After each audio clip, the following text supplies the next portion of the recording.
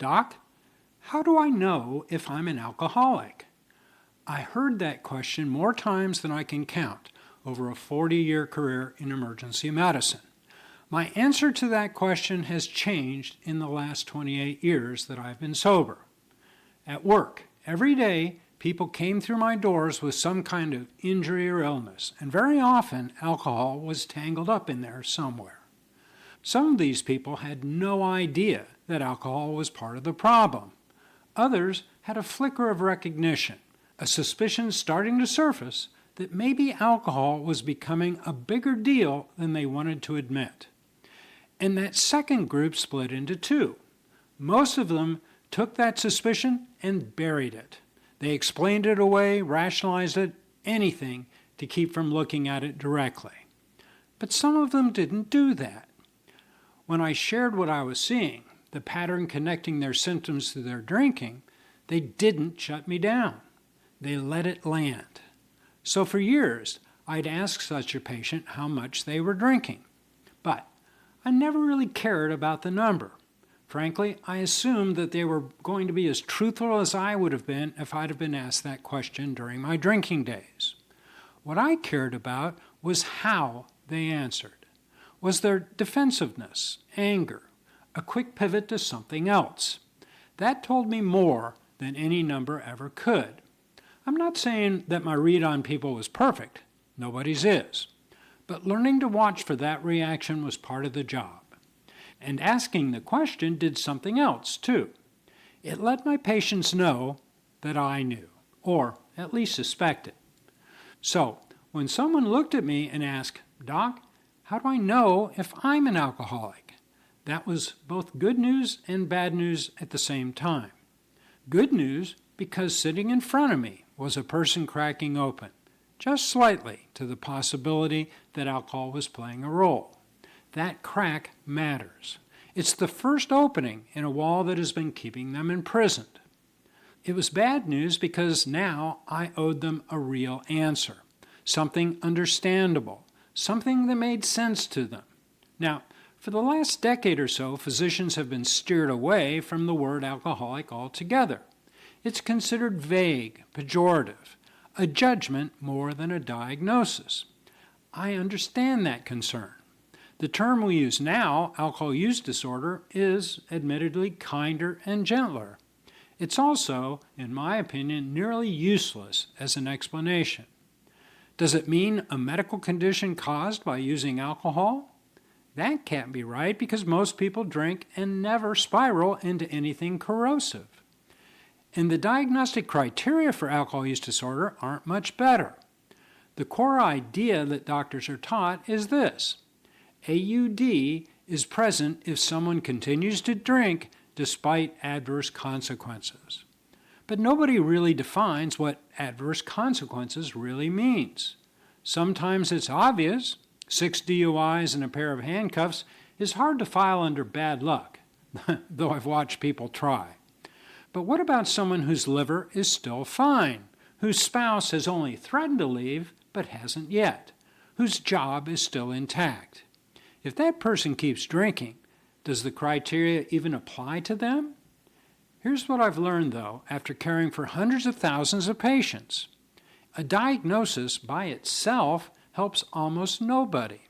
What helps is explaining what receiving a diagnosis actually means, what to expect, what they can do and what they can't, what accelerates the medical problem and what slows it down. In an emergency department, time is the most scarce resource we have. Spend an hour with one patient and 10 others wait. So, I had to learn to compress these discussions and the implications of the diagnosis down to its bare bones. Here's roughly what I'd say in just a couple of minutes before moving on to the next room. I'd tell them, you may have a relationship with alcohol that's different than most people. Understanding that difference is where loosening its grip begins. I'd remind them why people drink in the first place. Strip away every excuse and it comes down to one fact. Alcohol changes how you feel, and taking a drink is reaching for that change. Then I'd say something that usually caught them off guard. Everyone drinks for that exact same reason. And that's not what separates them from anyone else. If the first drink weren't pleasurable, nobody would take a second one. Wanting to extend that feeling after drink number 1, that part is universal. Up to that point, we are all wired the same. But there's a moment where another drink starts costing more than it gives back. And most people, once they sense that, stop ordering. For some, though, and I tell them this directly, that stopping mechanism does not work. There's a part of the brain meant to say enough, and in this condition, it's faulty. Early on, it might have worked fine. A few drinks and then done. But this thing, whatever you choose to call it, progresses. Over time, it takes less alcohol to knock that internal brake offline. And once it's offline, one drink is never just one drink. Now, a couple of things I'd always make clear. First, this is my explanation built from my own experience and understanding of the published science. Another physician might frame it differently. Second, and this matters the most, I wasn't diagnosing them.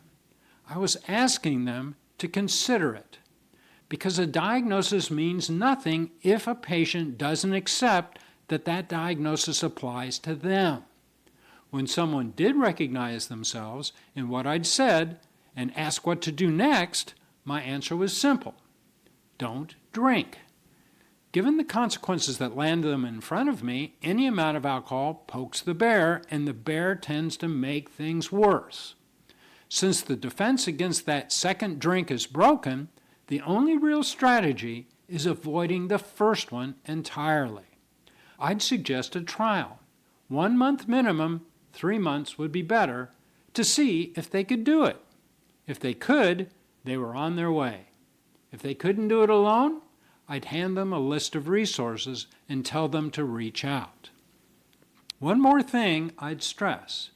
This condition only prohibits one thing, introducing alcohol into your system. That's it. Though I'd usually add that other mood-altering substances likely carry a similar risk, so they'd better tread carefully there also. And I'd also warn them, situations built around drinking will be harder to navigate early on, so it's smart to sidestep them for a while. And I'd hint that some activities lose their shine without alcohol in the mix, while others, ones they may have not discovered yet, will tend to fill the space instead. And I would emphasize that I personally have never once seen this condition reverse into something manageable through controlled drinking. I say all of this in a couple of minutes. Then I'm on to the next patient. Most of the time, I never found out if it landed.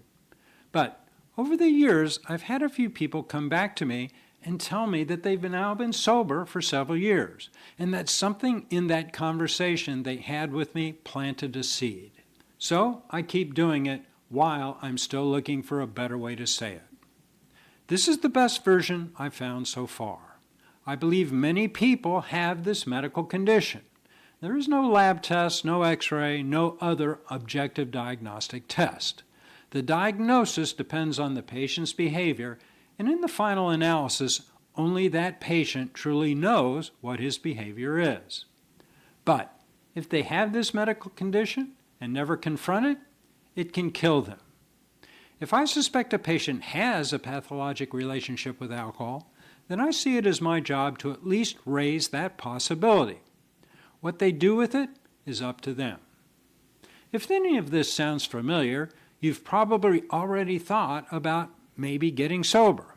What you may not have is a plan. To help you navigate those first 90 days, I've built a 90-day sobriety survival kit. It'll help you reassess your relationship with alcohol and give you concrete strategies for reaching that 90-day milestone. I've left a link for information about this in the description below.